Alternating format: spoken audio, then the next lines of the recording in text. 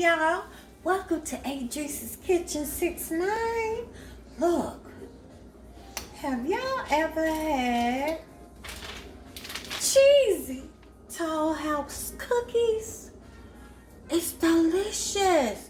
Let me show you how I make them. First, look, this is how they come out. I got different cheeses. I got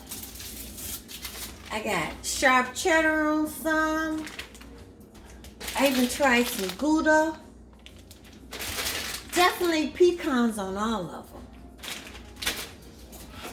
You're gonna put these in the oven at 350 for about 10 minutes. I know you ask, well, where you get this from?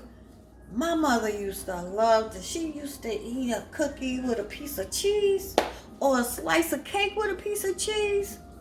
So that's where I get it from. Look how delicious it comes out. And it's delicious. It really is. Now you know you gotta have cookies and milk, right? So why not dress it up with a little coconut liqueur? Here's some petite chocolate wine. This combination, y'all, is just so fun and delicious.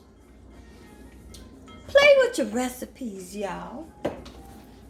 If you would like any of our products, I'm not drinking any Love That 69 wine tonight.